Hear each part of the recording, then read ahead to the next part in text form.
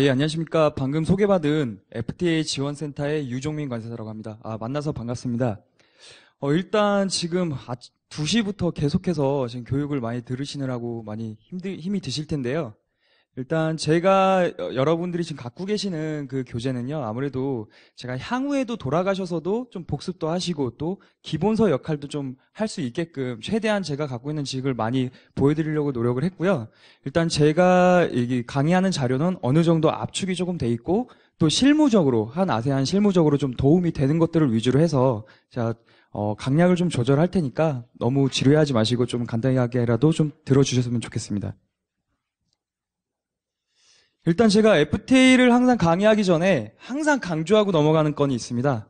뭐냐면 이제 FTA는 양자 간의 협정, 즉 1대1 협정이라는 걸 좀 항상 머릿속에 간직하고 가셨으면 좋겠습니다. 왜냐하면 제가 실제 컨설팅을 좀 나가다 보면 많은 업체가 아니 왜 한EU FTA 우리 예전부터 잘 사용하고 있고 뭐 한미 FTA 잘 사용하고 있는데 이제 아세안을 좀 서용해 보려고 그러는데 왜 이렇게 틀리냐, 혹은 원래 이렇게 했으니까 이렇게 하면 안 되냐, 하다못해 기간 발급인 한아세안 원산증명서를 직접 수기로 작성을 하고 계시더라고요. 그러니까 그런 부분들을 봤을 때 분명히 FTA 협정은 항상 이해관계가 많이 얽히고 설켜서 협정이 맺어지기 때문에 그 부분에 대한 독립성을 좀 인정을 해 주신 상태에서 그 협정을 좀 적용할 수 있도록 하셔야 되겠습니다. 일단 제가 준비한 자료는 일단 전체적인 흐름하고 윤곽 관련해서 좀 개요를 좀 제가 설명을 드릴 거고요. 그 다음에 간단하게 그럼 어떻게 여기서 한 아세안 FTA를 준비하는지 그 절차적인 부분을 좀 살짝 언급을 해드리겠습니다. 그리고 어떻게 보면 가장 중요할 수 있는 원산지 결정 기준이라는 그 부분을 어떻게 판정을 하고 과연 내가 생산하는 혹은 내가 OEM에 맡겨서 공급받는 제품들이 어떤 식으로 원산지 결정을 충족을 하고 한아세안에서 한국산으로 판정을 받을 수 있는지 그 부분을 정확하게 설명을 드릴게요. 그리고 이 세 가지 부분을 한번 머릿속에서 정리하는 의미에서 실제 그 사례를 중심으로 한번 작성을 어떻게 해서 원산지 판정을 할 수 있는지 작성하는 부분을 연습해 보겠습니다. 그리고 관련 서식은 제가 시간이 만약 허용을 하면 그 부분도 최대한 많이 알려드릴 수 있도록 하겠습니다. 첫 번째로 이제 많이 매스컴을 통해서 FTA 관련한 체결 현황은 많이 보셨을 거예요. 현재 우리나라 같은 경우에는 동시다발적으로 해서 짧은 시간 동안 많은 FTA가 발효가 됐고요. 현재 8개 협정 중에서 한 아세안 FTA는 07년 6월에 네 번째로 발효가 됐고 현재 EU, 미국 FTA 그 이후로 계속해서 많이 활용하고 있는 FTA라고 보실 수가 있습니다. 그 외에도 물론 뭐 터키나 콜롬비아, 그 외에 캐나다 같은 업체도 매스컴에서 많이 보도는 안 되겠지만 계속 회의가 몇 차 계속 올라가고 있다는 거, 그 부분 아시고 동시다발적인 이 부분에서 또 전략을 또 다른 부분에서 세워주셨으면 좋겠습니다. FTA를 적용하기 위해서 굳이 요건으로 한번 만들어 봤습니다. 한 5가지 요건으로 굳이 제가 만들어 볼 수 있는데요. 그 한 가지 한 가지를 간단하지만 핵심 있게 말씀을 드려보겠습니다. 거래 요건입니다. 제가 첫 번째 전제 요건으로 FTA는 양자 간의 협정이라고 한번 말씀을 드렸죠. 그렇기 때문에 이 양자 간의 협정, 즉 한 아세안 FTA와 한국의 수출자 혹은 아세안 수출자와 한국의 수입자, 이 체결 상대 국가가 과연 수출자가 수입자가 어디 나라 국적 소속을 갖고 있는지 이 부분을 먼저 파악하실 필요가 있습니다. 물론 항상 원칙은 이렇게 말씀을 하지만 이게 격지자 간에 행해지는 이런 무역거래에서는 아무래도 중개상이 많이 끼기 마련이고 또 중개무역이 많이 활성화가 되어 있습니다. 그래서 이런 부분을 협정에선 반영을 하고 있거든요. 그래서 여기 보시면 이건 협정문상에서 표현인데 비che약국, 즉 한 아세안 이 국가 외에 만약 홍콩을 경유를 한다. 그러면 이 홍콩 국가에서 만약 거기에 먼저 한번 거쳤다가 나간다면 분명히 그거는 수출자 노출을 웬만하면 안 하려고 노력을 한다든가 혹은 수출자와 인보이스 상에서의 CO 상의 수출자와 인보이스 상의 수출자가 바뀌는 결과를 초래하기 때문에 이 부분은 수입국 현지에서 인정을 못 받을 수가 있어요. 그럴 경우에는 처음에 신청을 할 때 이 부분 인터넷으로 신청을 하기 때문에 지금 보여지는 이 화면이 있을 거예요. 이 부분에서 Third Country Invoicing 란에 체크를 하시면 그 부분에 대해서 3국의 그 국가와 상호명을 기재할 수 있도록 되어 있습니다. 그래서 그 부분을 기재를 하시면 중개무역 같은 이미 그런 부분을 통해서 지금 진출을 모색하고 있는 업체의 경우에도 한 아세안 FTA를 적용할 수가 있고요. 그리고 여기서도 이 부분 13번 란이라고 볼 수가 있어요. 이 부분에 체크가 되어 있어야 됩니다. 만약 중개 무역을 하실 때 이 부분이 체크가 안 돼 있으면 아무리 여기서 잘 판정을 해서 내보냈다 하더라도 한국산으로 판정을 받을 수가 없다는 거, 이 부분을 꼭 기억을 해 주셔야 되고 실무적으로도 상당히 중요한 부분이라고 볼 수가 있습니다. 예, 다음은 운송 요건입니다. 양자 간의 협정. 제가 왜 전제조건을 자꾸 까냐면 당연히 양자 1대1이기 때문에 당연히 이 수출자에서 수입자한테 다이렉트로 가는 게 상식적으로 그게 맞는 거죠. 근데 이제 직접 운송을 규정을 반드시 하고 있고 원칙으로 중요한 원칙으로 삼고는 있는데 이것도 말 그대로 예외를 또 협정에선 적용을 하고 있습니다. 즉 만약 태국에서 혹은 뭐 지금 진출을 하시는 거니까 제가 반대로 말씀드릴게요. 한국에서 태국으로 나가려고 하는데 홍콩을 꼈을 때는 분명히 그 루트가 표시가 BL상에서라도 나올 수가 있습니다. 근데 이런 경우에는 실제로 여기서 단순히 경유, 이 단순 경유를 어떻게 증명하느냐? 실무상으로는 BL상으로 일단 증명을 하고 있고 단순 환적이 이루어졌다는 걸 증명을 해내고 있고요. 그 외에 만약 세관의 어떤 보세구역에 잠시 적시를 했다가 며칠 후에 나갔다. 이럴 경우에는 세관에 관할 보세구역 내에서 잠시 머물렀고 어떠한 조작도 거치지 않았다는 그 증명서들이 각국 세관에는 배치가 되어 있는데 제일 대표적인 예로 이제 중개무역이나 통과무역을 많이 하고 있는 싱가포르에서는 non-manipulation이라는 왜 비조작되지 않았다는 증명서를 발급을 해주고 있습니다. 그래서 이 부분은 실제로도 많이 문의가 들어오는 부분인데 우리나라 경우에도 단순 환적 증명서라는 그런 건들이 있기 때문에 그런 것들을 반드시 있는지 확인을 해서 그거를 집중적으로 활용을 하셔야 되고요. 제가 여기에는 양식 화면을 넣진 않았지만 나중에 만약 그걸 정말 구할 수가 없을 경우에는 저한테 문의를 주시면 제가 구해서 드리도록 하겠습니다. 그래서 이럴 경우에는 만약 홍콩을 거쳐서 물품이 나갔다. 그럴 경우에는 FTA 협정 관세의 적용이 가능합니다. 당연히 일단 가능한데 그 전제 조건으로는 무조건 그 단순 한적 혹은 단순 경유를 했다는 그 증명이 뒷받침되어야 된다는 거. 그 부분을 한 번 더 인지하시고 넘어가시면 되겠습니다. 절차적인 요건은 이따 제가 상세하게 설명을 드리기 때문에 여기에서는 전체 윤곽만 한번 보여드릴게요. 지금 수출자 입장이신 부분들이 많을 거예요. 그러면 지금 여기서 제일 중요한 건 당연히 아세안 쪽으로 보내니까 이거는 패스가 되고요. HS 코드라는 부분이 가장 중요합니다. 아무리 강조해도 지나치지 않고요. 첫 단추와도 같은 부분이 있기 때문에 이 부분은 HS 코드에서 일단 판가름이 난다고 보시면 되고요. 그 다음이 실제 원산지를 판정, 이따 제가 판정을 한번 보여드릴게요, 샘플로. 그 판정을 제대로 하실 수 있고 내 제품이 백날 내가 여기서 한국산 만들었다 하더라도 그걸 판정하지 못하고 그거에 대해서 원산지 증명서를 발행하지 못하면 그거는 실제 FTA 거래에서는 전혀 한국산이 될 수가 없습니다. 반드시 증빙 서류가 있어야만 한국산이기 때문에 아무리 바이어한테 우리 한국에서 만든 거 맞다 해도 이 부분, 바로 HS 코드와 원산지 판정과 증명서 발급이 가장 중요하다고 볼 수가 있고요. 설사 통과를 했다 하더라도 나중에 5년까지는 태국이든 라오스든 미얀마든 그런 데서 세관에서 검증이 나올 수가 있어요. 그렇기 때문에 이 원산지 증명서를 발급에 관여했던 모든 서류들은 사실상 5년간은 무조건 보관을 하셔야 된다는 거. 그 부분을 좀 인지를 확실하게 하고 가시면 되겠습니다. 수입자는 아무래도 수출자가 발급했던 실질적인 그 자료, 원산지 증명서를 갖고 협정관세를 신청하는 거기 때문에 제일 중요한 부분은 뭐 협정세율 신청을 국내 세관에 하면 되는 거기 때문에 이 부분은 크게 이렇게 강조하진 않겠고요. 다만 이제 서류 보관, 똑같이 수입자에게 5년간 보관 의무를 지우고 있다는 거, 이 부분을 인지를 꼭 해주시기 바랍니다. 지금 이제 아무래도 직접 수출을 하는 경우도 있겠지만 로컬 수출, 흔히 이제 수출자한테 원재료나 반제품을 공급하는 분들도 많이 계실 거예요.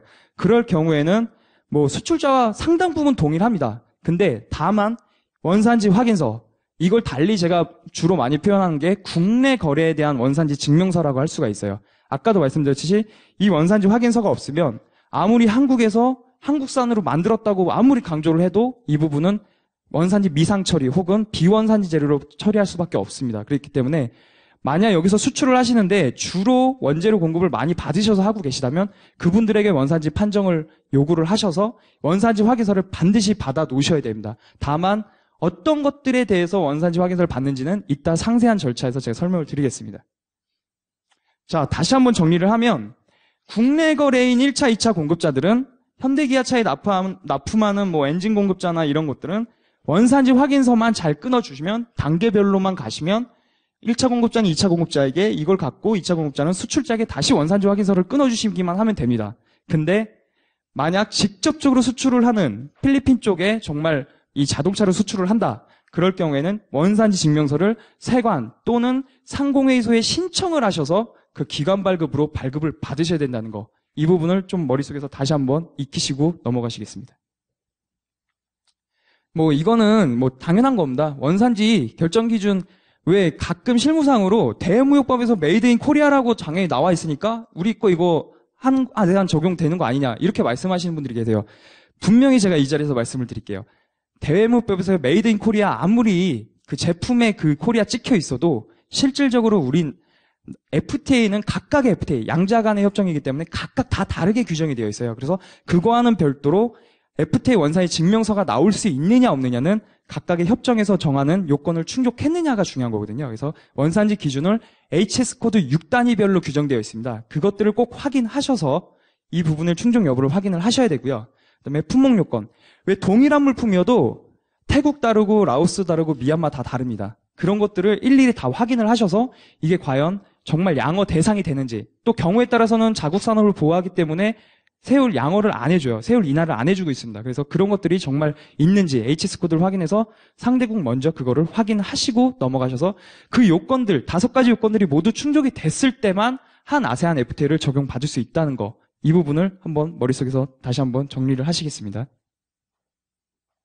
예, 이거는 뭐 엄청 서류 많죠. 이거는 뭐 상공회의소에 실질적으로 그 신청 사이트에 올려져 있는 건데요. 뭐 제가 중요 순으로 굳이 말씀을 드리면 신청서는 당연히 인터넷으로 신청을 하기 때문에 신청서가 필요하고 수출이 당연히 됐다는 게 일단 중요합니다. 그래서 수출 신고 필증하고 그리고 이제 소명서. 나중에 문제가 돼도 우리는 이게 왜 한국산으로 판정을 했는지 그 소명할 수 있는 증빙 자료가 있습니다. 그 소명서가 있는지가 일단 중요하고요. 그 다음에 세번 변경 기준과 이제 부가가치 기준, 이따 이제 자세히 설명을 드리겠지만 각각의 그거에 따라서 좀 틀린데 굳이 표시하시자면 이 원재료 사용 리스트 상당히 중요한 부분이고요. 그 다음에 원산지 확인서, 이거는 이제 실제 원재료 공급자한테 받았다면 상당히 중요하다고 보실 수가 있습니다. 그래서 부가가치 기준 같은 경우에도 BOM 혹은 세금 계산서 이런 것들이 그 가격을 결정할 수 있는데 실제 많은 관여를 하고 있기 때문에 이런 부분이 추가적으로 더 중요하다고 볼 수가 있고요. 뭐니 해도 결국은 원재료 공급자는 원산지 확인서 이걸 꼭 기억을 하시고요. 수출자는 이 양식, 요거랑 틀린 양식이면 절대 될 수 없습니다. 왜냐하면 한 아세안은 AK폼이라 그래서 각국의 통일된 서식을 사용하고 있습니다. 그래서 요거 하나만을 인정을 하고 있기 때문에 설사 나중에 뭐 아세안 쪽에서 수출자가 뭐 원산지 증명서를 보내왔는데 이런 형식이 아니면 그거는 가짜입니다. 실제로 가짜 사례가 상당히 많이 발생을 합니다. 그러니까 야 설마 그 기관 발급을 했는데 거기서 가짜를 냈겠냐 하겠지만 실제로는 가짜 엄청 많습니다. 그래서 그 부분까지 다 검증을 할 수 있는 능력을 갖추셔야 됩니다. 다음은 이제 절차 부분만 추가적으로 제가 더 상세하게 설명을 드려볼게요. HS, 하모나이즈드 시스템, 이걸로만 보면 뭔 소리인지 모르실 거예요. 즉 HS는 왜 우리 국내 거래는 좀 단순할지 몰라도 국제무역 거래는 모든 물품들이 다 오갈 수 있잖아요. 그렇기 때문에 이런 것들을 아무 코드에나 다 분류를 해버리면 실제로 국제무역 간에 많은 혼란을 야기시킬 수 있는 부분이 있습니다. 그렇기 때문에 세계관세기구라는 곳에서 국제 통일된 협약을 체결을 했고 거기에서 그러면 어떤 세번 코드 체계를 낼 거냐, 3번. 세율을 결정하는 번호라고 볼 수가 있거든요. 그 코드를 6단위까지를 서로 합의를 했습니다. 그래서 지금 보시면 850131 FTA에서는 실제로 뒷보다는 이 6단위까지가 가장 중요하다고 볼 수가 있어요. 그래서 물론 같은 기준을 아무리 접목을 해도 6단위가 통일되지 않을 경우도 있지만 분명한 건 모든 세계적으로 WCO 회원 가입국 무역을 하는 모든 국가는 이 850131 뭐 꼭 요것만 있을 수는 없겠지만 6단위까지는 동일해야 된다는 거. 이 부분이 상당히 중요하고 왜 6단위가 중요하냐면 FTA에서는 원산지 결정 기준을 이 6단위별로 모든 협정이 체결을 하고 있습니다. 그래서 그걸로 이제 보고 이게 내 제품이 되냐 안 되냐를 결정할 수 있는 초석이 되기 때문에 이 HS부터가 가장 잘 정확하게만 확인이 된다면 나중에 문제될 소지가 상당히 적어진다는 것을 아시면 되겠습니다. 그러면 이러한 HS는 과연 누구한테 물어봐야 되느냐?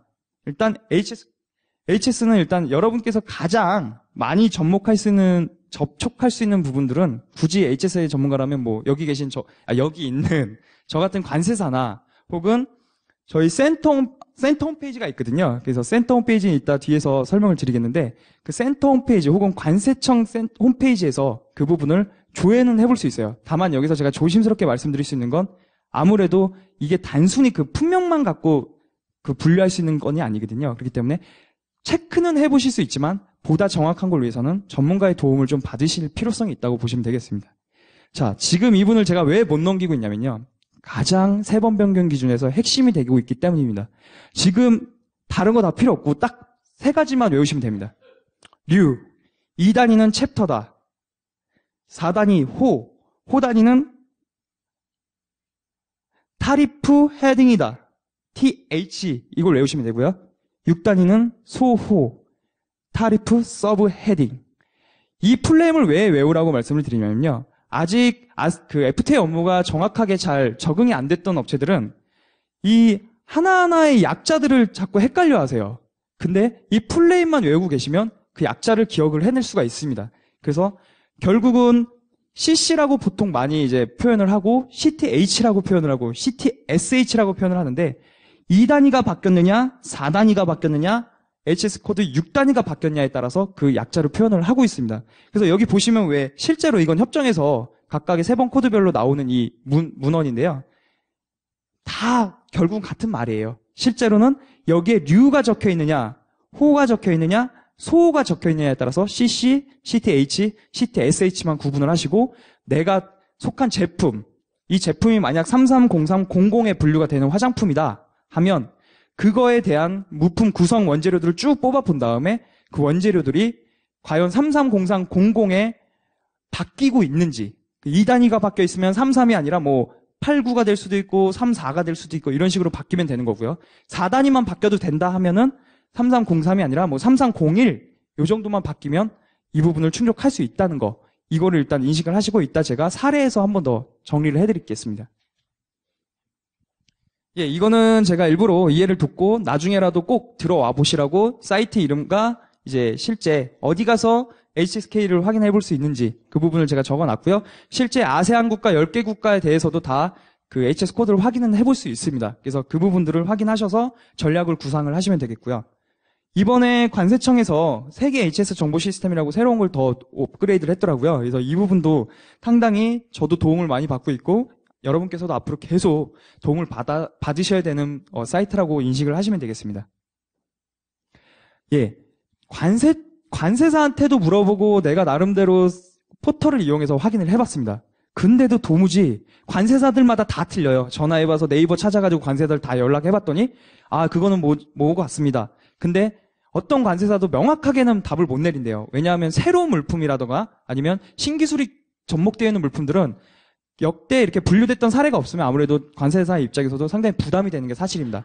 그럴 경우에는 관세청 예약기관인 관세평가분류원에서 미리 사전 신청을 하면 그 부분에 대해서 공신력 있는 기관에 어떤 질의 회신서를 보내드립니다. 그러면 그 부분이 관세사의 뭐와 차이가 있냐면 어느 정도 비슷한 의견을 갖겠지만 만약 그게 아니더라도 향후에 공신력 있는 기관이 발급을 했던 건이기 때문에 그 부분에 대해서는 어느 정도 보장을 받으실 수 있다는 거. 이것 때문에 지금 FTA가 확산되면서 많이 이쪽에 접수가 되고 있다고 들었습니다. 그래서 실제로는 인터넷으로 신청을 많이 하고 계시고요. 우편이나 팩스 혹은 방문 접수까지도 가능하다고 하니까 이 부분 나중에 거의 확인하셔서 정말 우리 물품은 어디다 좀 하기가 어중간하다 하면 여기를 이용하시면 되겠고요. 그 뭐 신청서하고 각종 카탈로그나 그 물품의 재질, 용도들을 좀 확인할 수 있는 모든 견본품까지 요구할 때가 있습니다. 그런 걸 다 갖고 가셔서 실제 정확한 HS 코드를 뽑아내셔야 되겠습니다. 예, 뭐 협정세율.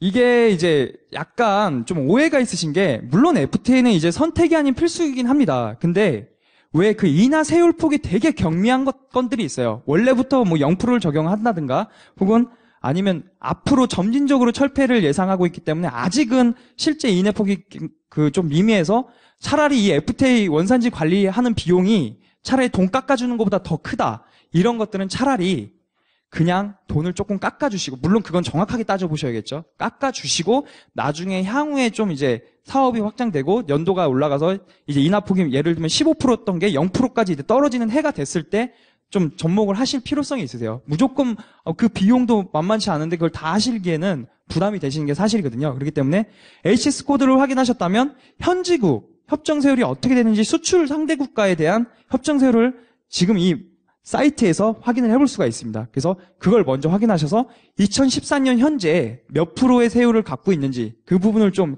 확인을 하신 다음에 FTA 적용 여부를 결정을 하셔야 되겠습니다. 마찬가지로 제가 항상 주로 많이 권하는 사이트는 저희 센터 사이트하고 관세청 사이트가 아무래도 가장 업그레이드나 그런 부분이 많이 되고 있기 때문에 업데이트 같은 것들을 위해서라도 이 두 가지를 메인으로 활용을 하시면 가장 좋을 듯 합니다. 예, 좋습니다. 이제 세율까지 깔끔하게 이거 원래 10%인데 0%래요. 그러면 바이어한테 분명히 공격적으로 마케팅을 선사할 수가 있거든요. 그래서 그러면 이제 이게 정말 물론 내 생각에는 이게 원산지 결정 기준을 충족할 것 같은데 이제는 실제로 이 제품이 어떻게 규정이 되어 있는지 원산지 기준을 확인을 해봐야 되거든요. 그럴 경우에도 우리나라처럼 이렇게 IT 강국으로서 이렇게 DB화가 잘 되는 나라가 없더라고요. 제가 얼마 전에 사후검증권 때문에 미국을 갔다 왔는데도 미국이 우리나라보다도 오히려 관리는 더 안 되고 있더라고요. 저도 좀 놀란 부분이었는데 마찬가지로 센터에서 이렇게 무료로 지금 사이트를 운영을 하고 있어요. 그래서 실제 HS 코드 6.1을 받았다면 원산지 기준이 뭔지 한번 체크하셔서 그 부분이 우리 생산 제품과 어떤 차이가 있는지 그걸 한번 확인하셔서 그 충족 여부를 확인해 보신 필요성이 있으십니다. 그래서 마찬가지로 항상 센터가 있으면 관세청 FTA 포털에도 다 그게 나와 있기 때문에 그 부분을 좀 확인하시면 되고요. 그러면 이제 지금 각각 개별 건건이 하니까 지금 이제 머리에서 정리가 한번 안 되시잖아요. 이제 나무를 봤으니까 최종 숲을 한번 보여드리겠습니다. 일단 원재료 혹은 어떤 수출자가 우리 납품 물품에 대해서 원산지 확인서를 끊어달라고 했다. 혹은 이제 해외 아세안에 적극적으로 진출을 하려고 이번에 원산지 증명서를 끊어달라고 바이오에 요청이 왔습니다. 그럴 경우는 어떻게 하느냐? 결국은 HS 코드, 관세사한테 문의하든 그 포모블루 사전 심사를 이용하든 그거를 다 활용을 하시고요. 그 다음에 HS 코드 6단위만 치면 관세청이든 저희 센터 홈페이지에 다 나오거든요. 그러면 그게 CTH였는지 CTSH였는지 CC였는지 혹은 부가가치 기준을 정하고 있는지 부가가치 기준도 뒤에서 설명을 자세하게 드리겠습니다. 그 부분을 파악을 하신 다음에 이제 한국산 물론 안 될 경우에는 다른 전략을 수립을 하셔야겠죠. 근데 이제 한국산이 됐다 할 경우에는 수출자의 경우에는 원산지 증명서 발급을 하시면 되고 서류는 무조건 공통으로 5년간 보관입니다. 근데 원재료 공급자는 원산지 확인서를 작성하신다는 거. 이 큰 틀만 기억을 하시면 진행을 하시는데 어려움은 없으실 겁니다. 예, 그러면 이제 원산지 증명 방식. 아세안은 아까 제가 또 중간중간 강조를 드렸는데 실제 기관 증명입니다. 우리나라는 협정에서 법적으로 또 규정이 되어 있는데 세관 또는 상공회의소로만 국한을 하고 있습니다. 각각의 아세안 10개 국가도 통상부든 무역통상부든 다 다르게 규정을 하고 있거든요. 그 부분도 나중엔 중요한 부분인데 지금은 일단 넘어가도록 하겠고요. 그래서 6개월간만 유효기간이 정해져 있기 때문에 만약 발급을 하고 6개월 동안 방치가 되면 아무리 그거 정식으로 발행된 것들이라고 하더라도 수입자는 그거를 협정관세 적용을 신청할 수가 없어요. 그러니까 발급을 됐다면 가능하면 최대한 빨리 보내드리는 게 좋고요. 그리고 모든 원산지 증명서를 다 발급을 해야 되느냐? 아닙니다. 만약 손분한 금액이 미화 1000불 이하면은 실무적으로 원산지 증명서 없이도 협정관세를 우리나라의 경우도 협정관세 신청을 할 수가 있고 그 해외 수입 그 아세안 국가에서도 원산지 증명서 없이 그거가 한국에서 왔고 한국산 물품이라는 게 어떤 영수증이나 이런 것들을 통해서 증명이 된다면 메이드 인 코리아가 이렇게 적혀 있고 하면 그 부분 그냥 인정을 해주고 있는 협정문에서 규정을 하고 있는 이건 제도이기 때문에 이 부분도 활용을 하시면 좋을 것 같습니다. 예, 지금 막 말했는데 머리가 너무 아프시죠? 계속 얘기 드렸더니 너무 어렵고 그러면 지금 우리나라 같은 경우에는 IT 강국이지 않습니까? 그래서 지금 무료로 상용화된 FTA 원산지 관리 시스템이 있습니다. 즉, HS 코드를 잘 따기만 하면 그 판정, 발급, 원산지 확인서를 발급하든 증명서가 발급되든 기타 제반 서류, 법에서 요구하고 있는 제반 서류들을 발급하든 혹은 5년간까지 전자문서 형태로 보관할 수 있는 원산지 관리 시스템이 현재 많이 나와 있고 현재 FTA 코리아, 패스, FTA 인사이트 같이 이런 것들이 지금 주요 지금 상용 프로그램으로서 지금 적용을 하고 있고 저희 관세청과 저희 센터도 코리아 패스를 각각 지금 지원을 해드리고 있어요. 그래서 이 부분도 나중에 이런 시스템이 있는지 몰라서 접목을 못하고 있는 업체들도 있거든요. 그러니까 나중에 돌아가셔서라도 만약 문의사항이 있으시면 저희한테 연락을 주시면 저희가 무료로 가서 컨설팅을 지원을 해드리고 있습니다. 그럼 그런 시스템이 어떤 형태로냐? 인터넷은 저희 나라 강국이잖아요. 마찬가지로 웹하드 방식의 인터넷을 쓰고 있습니다. 그래서 이쪽에 각각의 안정된 정보를 저장을 하고요. 그 방화벽은 여러분들이 생각하는 그 이상의 방화벽을 갖고 있기 때문에 보안성 문제는 크게 걱정 안 하셔도 될 것 같고요. 이런 식으로 자동으로 판정이 완료되고 원산지 확인서나 그런 게 법적으로 요구하는 형식에 맞게 다 발급이 되고 있습니다. 18가지 협정별로 다 발급이 되고 있으니까 이 부분은 꼭 아세안뿐만이 아니라 나중을 위해서라도 아마 활용이 되실 것 같습니다. 뭐 보관 서류 너무 많아서 그냥 아까 제가 이미 한번 언급을 드렸잖아요.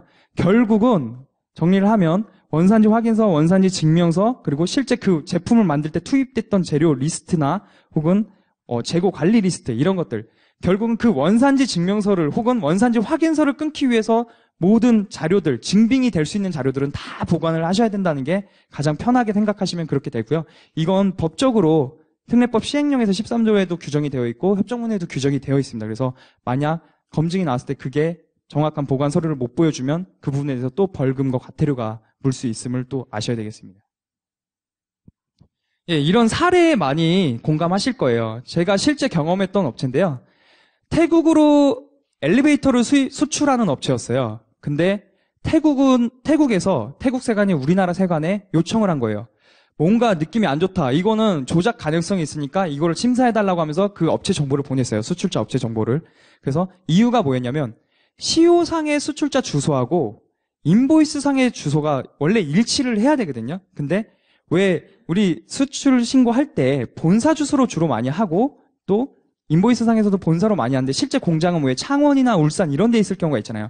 그거를 간과하고 둘의 불일치를 시킨 거예요.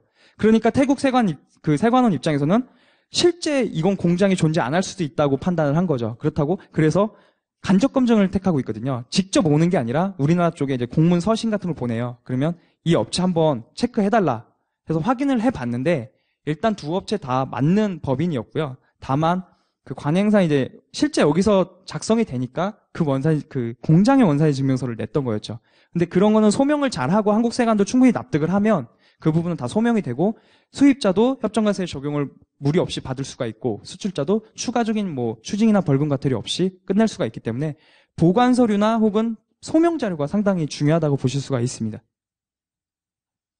예, 그러면 아까부터 계속 세번 변경 기준, 뭐 부가가치 기준 계속 얘기 나오잖아요. 그게 어떤 건지 한번 제가 간단히 설명을 드릴게요. 뭐 엄청 많습니다. 근데 한 가지 말씀드리면 이 특례는 보충적 기준이에요. 그 단독으로 쓴다기보다 세번 변경 기준에서 어느 요만한 것들이 지금 자꾸 건드려요. 근데 요것만 잘 해결되면 한국산 판정을 충분히 받을 수가 있습니다. 그럴 경우에는 요 특례 기준을 잘 살펴본 다음에 요거를 전략적으로 이용해서 세번 변경을 충족시키면 되고 부가가치 기준 또한 마찬가지예요. 다만 이 기본 원칙, 이 네 가지 원칙과 이 품목별 기준, HS 코드 6단위별로 규정하고 있는 이 기준은 어느 하나의 우열을 가릴 수 없고 둘 다 동시에 충족을 해야 된다는 것을 꼭 아셔야 되겠습니다. 그러면 하나하나 살펴보도록 할게요. 완전 생산 기준, 뭐 되게 사전적 의미로 많이 나와 있죠. 근데 실제로는 어떤 거냐면 결국은 저희가 원산지라고 볼 수 있는 그 가장 이상적인 원산지 기준이라고 볼 수가 있어요. 한 나라에서 혹은 한국과 아세안 국가에서 그 나라의 물품만 갖고 생산, 제조, 가공 혹은 성장한 그 나라를 원산지로 보겠다는 거예요. 근데 아시다시피 솔직히 외국산 원재료 안 쓰는 제품 거의 없잖아요. 그래서 이런 기준은 보통 농수, 축산물 같이 1차 상품 같은 거, 뭐 정어리, 참치 같은 거 잡을 때는 당연히 그 선박을 잡아야 된다. 이런 제한적으로 완화해서 규정을 쓰고 있고 제한적으로 쓰고 있다는 것을 아시고 이 부분은 이상적인 거구나 이렇게 생각을 하시면 되겠습니다. 영내 가공 원칙. 여기서 FTA에서 자주 이렇게 잘 간과하시는 게 영내. 한국산 물품이 충족하려면 당연히 한국산 재료만 쓰신다고 생각을 하시는데 실제는 그렇지 않습니다. 만약 제가 한 아세안 FTA를 적용을 받고자 해요.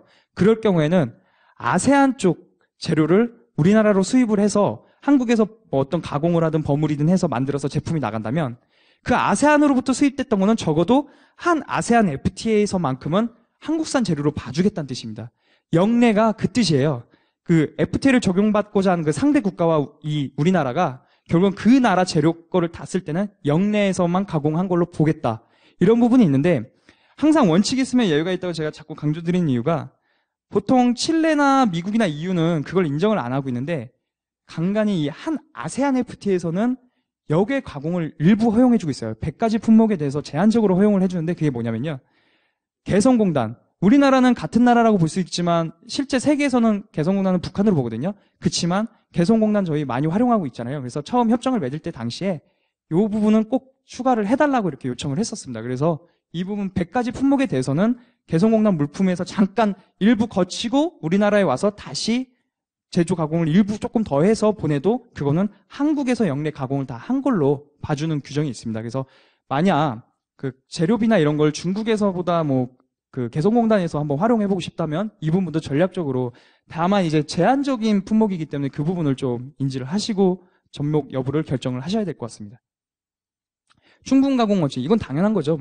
충분히 그 물품이 완전히 바뀔 정도로 그 본성 자체가 바뀔 정도로 충분히 가공을 했을 때만 인정을 하겠다는 건데 추상적이잖아요. 그래서 한 아세안 FTA에서는 어떤 열거주의를 채택을 하고 있어요. 근데 상식적으로 봤을 때 조립, 색척, 탈각, 탈피, 단순히 포장 이런 거는 실제로 물건이 바뀌는 게 아니잖아요. 그런 것들은 설사 세번 변경 기준 주권을 충족을 해본다 하더라도 이거는 이 기본 원칙에서 문제가 있기 때문에 충분가공 원칙을 인정을 안 하고 그 물품들은 전혀 문제가 없습니다. 즉 중국에서 대부분을 다 만들고 우리나라에서 아무리 포장을 해도 그거 나간다고 한아세안 FTA 적용 못 받는다는 거 이렇게 생각을 하시면 되고요. 특례 규정은 너무 많아서 제가 실무적으로 또 이게 보충 기준이다 보니까 실무적으로 자주 쓰는 거 2가지 정도만 제가 설명을 드릴게요. 누적 기준입니다. 누적이라는 게 뭡니까? 쌓인다는 뜻이잖아요. 즉 우리나라하고 이제 태국 물품이 이렇게 태국 쪽으로 제가 한아세안 FTA를 적용을 해요. 그럴 경우에는 아세안 쪽 재료들을 이렇게 우리나라 쪽에서 받아서 쓴다 하더라도 그 재료는 누적이 돼서 결국은 한국산 재료로 전부 보겠다는 뜻입니다. 그래서 아까 제가 말씀드린 거하고 어느 정도 일맥상통하는 부분이 있고요. 이 부분은 근데 실제로 제가 컨설팅을 할 때도 중국산 재료값을 도저히 못 따라가겠다 이렇게 말씀하시는 데가 있는데 막상 그 아세안 쪽 업체 국가 거를 한번 확인을 해봤더니 0%예요. 그러면 이거저거 따져볼 때 꽤 괜찮은 그 부분이 있거든요. 그리고 또 한국산 재료를 충족할 수 있는 전략으로 삼을 수가 있기 때문에 누적 기준은 실제로 많이 사용을 하고 있습니다. 미소 기준입니다. 미소 기준의 절대 요건은 일단 3번 변경 기준이라는 거를 아시면 되겠습니다. 3번 변경 기준이라는 게 그러겠습니다. 시간 관계상 간단하게 그 개념만 좀 설명을 드릴게요. 3번 변경 기준은 3번 변경 기준에서 어떤 비원산지 재료가 안 바뀌었습니다. 근데 그 가격이 전체 가격에서 차지하는 비율이 10% 미만일 경우에는 그 부분일 경우에는 설명을 드리면 전체 금액 9,530원 중에 350원이 있잖아요. 이 350원이 실제 3.67%밖에 안 돼요. 그러면 설사 이게 중국산이고 3번이 8418 똑같이 안 바뀌었다 하더라도 요거는 그냥 바뀐 걸로 인정을 해줄 테니까 이거는 무시해도 된다는 규정입니다. 최소 기준이라고도 하는데 이건 진짜 많이 써요. 3번 변경일 때 모든 부분에서 다 해서 다 원산지 확인서를 발급받을 수 없을 때 정말 많이 쓰기 때문에 이 부분을 꼭 활용하실 수 있도록 하셔야 되겠습니다. 그래서 간접 재료나 이런 거는 보시면 아시기 때문에 3번 변경 기준 제가 아까 계속 강조드렸죠. 핵심은 그겁니다. 각각 HS 코드 6단위별로 수출하는 제품이 어떤 규정을 하고 있으면 3번이 그 재료, 원재료들이 바뀌었냐 안 바뀌었냐가 중요한 건데 그 바뀌는 대상의 원재료 속성이 중요합니다. 비원산지 재료만 바뀌면 돼요. 여기서 비원산지 재료라는 거는 원산지 확인서를 받지 못했거나 혹은 원산지가 미상위로 처리되고 있는 것들은 무조건 비원산지 재료로 보셔야 돼요. 한국에서 한 30년 거래한 업체에서 아무리 발급을 했다 하더라도 그 부분은 그냥 비원산지 재료로 보시고 이거를 적용을 하셔야 되고 그 비원산지 재료들이 3번이 바뀌었는지 이 부분을 보는 것이 바로 3번 변경 기준이라고 볼 수가 있습니다. 부가가치 기준 상당히 어려워요. 국내에서 창출한 부가가치가 어느 정도 이상일 때만 해주겠다는 건데 한 아세안 FTA에서는 공제법 또는 지적법을 공식으로서 쓰고 있지만 실제로는 공제법을 채택을 하고 있습니다. 그리고 그 기준 금액을 FOB 금액이라고 혹시 들어보셨는지 모르겠는데 그 금액을 쓰고 있는데 이 부분은 제가 자세한 설명을 하면 오히려 더 머리가 아프실 것 같아서 일단 산출 공식만 간단히 설명을 드릴게요. 직접법 또는 공제법을 채택하고 있지만 우리나라 같은 경우에는 가공임이 많이 높은 국가입니다. 그래서 우리나라 쪽에 유리하게 하기 위해서 선택을 할 수 있었기 때문에 공제법을 채택을 하고 있고요. 직접법은 제가 설명을 안 드리고 공제법을 설명을 드리면 이 FOB 금액에서 비영 예산으로 이제 내부적으로 판정을 했던 원재료들이 있을 거예요. 원산지 확인서를 못 받았다거나 원산지 미상으로 처리한 재료비들. 그 재료비들을 뺀 금액이 전체 금액에서 차지하는 백분율 값입니다. 이게 되게 어렵죠. 근데 이 도표를 보시면 결국은 비원산지 재료비를 뺀 금액, 요 부분, 가공비까지 포함한 금액이 어떤 일정한 그 퍼센테이지 이상일 경우에는 한국에서 많은 부분을 가공을 했다고 보기 때문에 그거를 원산지로 채택하고 있는 방식이고 이걸 부가가치 방식이라고 하고 있습니다. 근데 이 부분은 제가 나중에 저한테 개별적으로 연락을 주시면 더 상세하게 설명을 드리도록 하겠습니다. 그리고 뭐 가공공정 기준은 세번 변경 기준, 부가가치 기준하고 뭐 같이 쓰일 수도 있지만 별도로 어떤 공정을 거쳤을 경우에는 인정을 해주겠다. 보통 섬유 쪽에서 이런 규정이 많이 있거든요. 그래서 섬유를 수출을 하실 예정이신 분들은 이 부분까지 다 감안을 하셔야겠습니다. 예, 이제 거의 마지막인데요. 사례를 통해서 원산지 판정을 해볼게요. 자, 이런 재료 명세를 이 에어컨에 대해서 이러한 재료 명세를 제가 다 이 재료들을 단순화해서 뽑아봤습니다. HS 코드는 6단위까지 일단 나와야 되고요. 보면 여기서 제일 먼저 하셔야 될 거는 비영래산 재료를 찾으셔야 돼요. 비영래산 재료는 원산지 확인서가 없거나 미확인 처리가 됐던 그 재료라고 제가 말씀을 드렸죠. 그 다음에는 그 비원산지 재료 중에서 HS 코드를 한번 본 다음에 제품의 HS 코드하고 지금 CTH면 4단위 변경 요건이거든요. 이 CTH 8415와 같은 것들이 하나라도 있으면 이거는 다른 방향을 충족을 하셔야 돼요. 원산지 확인서를 추가로 받던가 아니면 어떤 뭐 하나세안의 원산지 재료를 바꾸던가. 그래서 지금 보시면 지금 732 4단위가 바뀌었기 때문에 이거는 설사 원산지 확인서가 없어도 충족을 합니다. 근데 지금 이 응축비와 기타 부분품은 8415 똑같습니다. CTH랑. 그래서 이 부분은 충분한 가공이 안 됐다고 보기 때문에 이 부분은 그냥 원산지 재료로 충족을 못하고 있는 거고 이거는 하나센 FTA가 적용될 수 없다고 보시면 됩니다. 그렇다면 만약 부가가치 기준으로는 그 가치 규정이 되어 있으면 그건 어떨까? 보시면요. 마찬가지로 비원산지 재료를 빼야 되기 때문에 비원산지를 먼저 찾으신 다음에 그게 총 합한 가격이 94,000원입니다. 이게 정확한 가격이 산출되는 게 무엇보다 중요하겠죠. 그 다음에 실제 FOB 금액이 169,000원이에요. 그러면 아까 제가 알려드린 그 산식을 적용을 해보시면 169,000원에서 비원산지 재료비 94,000원을 뺀 금액의 백분율을 뺐을 때 44.37%가 나와요. 그래서 한마디로 BD 40%, 이 산식에 의해서 40% 이상을 충족했기 때문에 한국산 원재료를 보고 있습니다. 즉, 세번 변경 기준이 안 된다고 해서 부가가치 기준이 안 되는 게 아니고요. 부가가치 기준이 또 된다고 해서 세번 변경이 무조건 되는 건 아니기 때문에 두 개를 한번 OR 규정이 많기 때문에 그거를 두 개 다 확인을 했어서 포기하지 마시고 그 충족 방안을 한번 설립을 해보시는 게 좋을 것 같습니다. 그래서 뭐 나름대로 제가 세우는 전략 방안인데 결국은 핵심은 원산지 확인서가 세 번 변경 기준이든 부가가치 기준이든 상당히 중요하다고 이렇게 생각을 하시면 되겠고 거래처를 바꾸는 건 아무래도 여러 그 거래 기간이 있기 때문에 그거는 쉽지 않다는 걸 알고 있습니다. 그래서 그 부분은 최우선으로 미루고 일단 될 수 있는 모든 요건들을 한번 다 찾으셔서 진행을 하시면 되겠습니다. 일단 관련 서식 작성인데 뭐 딴 건 몰라도 그 원산지 증명서가 어떻게 발급되는지만 간단하게 설명을 드릴게요. 일단 선적 전에 발급을 하셔야 되고요. 많은 FTA가 수출자로만 규정을 하고 있지만 이거는 수출자 또는 생산자도 그 생산 정보들을 노출하기 꺼리면 차라리 생산자가 발급하게 하셔도 됩니다. 그래서 수출자 또는 생산자가 될 수 있고 선적전을 이미 놓쳤어요. 그래서 발급을 선적 이후에 할 수밖에 없는 경우가 있을 때는 소급 발급이 가능합니다. 이런 자료를 제출하면 issued retroactively라는 소급 발급 문구가 같이 뜨거든요. 도장으로. 그 부분이 있으면 설사 그 선적 전에 발급을 못했더라도 그 아세안 수입국 현지에서는 적용을 받을 수가 있다는 거, 이 부분을 사용하셔서 전략적으로 활용하시면 되고요. 그러면 어디 가서 발급하느냐? 지금 이 사이트 가셔서 여기 누르시면 사전에 일단 공인인증서를 받으셔야 돼요. 다. 세관이든 상공회에서든 회원가입을 하셔서 그 부분을 받으셔야 되고 이쪽 가셔서 받으시면 되고 뭐 서류 제출한 게 너무 많다 하면은 원산지 인증 수출자 받으셔서 서류 제출을 생략할 수도 있습니다. 그래서 이 부분에 대한 거는 자세한 거는 넘어가도록 하겠습니다. 그래서 세관 사이트도 지금 이 사이트를 통하면 발급을 가능하실 수 있다는 거. 물론 사전에 그 자료들이 다 됐을 때 발급을 하시는 건 당연한 논리고요. 일단은 제가 시간 관계상 마지막 부분은 좀 자세히 설명을 못 드렸어요. 근데 아무래도 한국말로 잘 돼 있고요. 실제 작성을 그 요령들을 보시면 실제 작성하시는데 어려움은 없으실 거예요. 그리고 여기에 제 메일하고 핸드폰 번호까지 적어놨거든요. 왜냐하면 여기 늦게까지 이렇게 있으셨던 분들에게 제가 마지막으로 드릴 수 있는 서비스라고 생각을 하고요. 제가 만약 들으셨던 분들 중에 이렇게 연락을 주시면 제가 반드시 무슨 한이 있어도 모르는 건 알아서라도 제가 반드시 확인해서 알려드릴게요.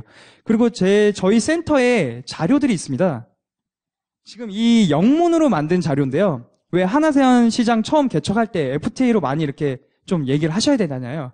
그런 건들이 있으면 이 영문으로 된 거를 먼저 바이어한테 보내서 우리가 너희와 그 수출 계약을 체결하면 얼마나 가격적인 혜택과 FTA 혜택을 받을 수 있는지를 좀 어필할 수 있는 자료로 활용하실 수가 있습니다. 그래서 이 자료는 저희 이 책으로 된 것도 있지만 저희 센터 홈페이지 오면 공지사항에 다 어제부로 다 깔끔하게 올려놨거든요. 그거 다 다운받으셔서 이메일 전송하시면 실제 아세안 시장을 진출할 수 있는데 많은 역할과 교두보 역할을 할 거라 저는 확신하고 있습니다. 그리고 추가적으로 문의사항은 언제든지 연락 주시면 제가 최대한 성심성의껏 답변 드리도록 하겠습니다.